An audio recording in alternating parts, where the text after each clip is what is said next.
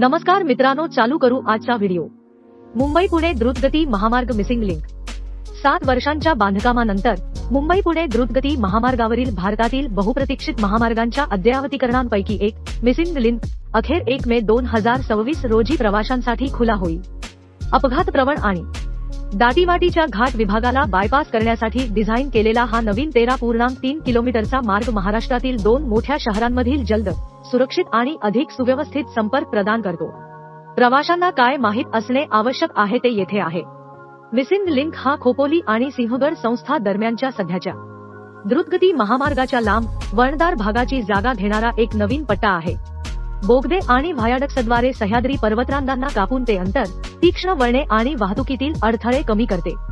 टप्पा 1 मे 31 October 2026 missing लिंकवर केवळ हलकी मोटार वाहने, कार, SUV आणि प्रवासी बसेस इतर प्रवासी वाहतूक वाहनांना परवानगी दिली जाईल। या काळात अवजड मालवाहू वाहने आणि मालवाहू वाहकांना परवानगी नाही आणि धोकादायक किंवा ज्वलनशील पदार्थांची वाहतूक करणाऱ्या वाहनांना हा रस्ता वापरण्यास पूर्णपणे बंदी आहे। टप्पा 2 1 नोव्हेंबर 2026 पुढे मालवाहू वाहनांना परवानगी दिली जाऊ शकते, परंतु ऑपरेशनच्या पहिल्या 6 महिन्यांच्या तपशीलवार सुरक्षा आणि रहदारी पुनरावलोकनानंतरच। रहदारीचा प्रवाह, अंमलबजावणी आणि सुरक्षिततेच्या परिणामांच्या बाबतीत कॉरिडॉर कसे कार्य करते यावर अंतिम निर्णय अवलंबून असेल। चला समजून घेऊया मिसिंग लिंक नंतर काय बदलेल ते। मुंबई ते पुणे दरम्यान प्रवासाचा वेळ सुमारे 20 ते 25 मिनिटांनी कमी करा।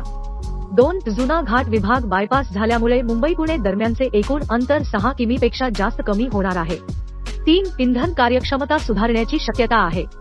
4 मिसिंग लिंक वापरण्यासाठी कोणताही अतिरिक्त टोल आकारला जाणार नाही आणि प्रवाशांना सुधारित मार्गासाठी कोणताही नवीन खर्च सहन करावा लागणार नाही। मिसिंग लिंक कसा दिसतो ते 2 मोठे दुहेरी बोगदे, त्यापैकी एक सुमारे 9 किमी लांबीचा आहे।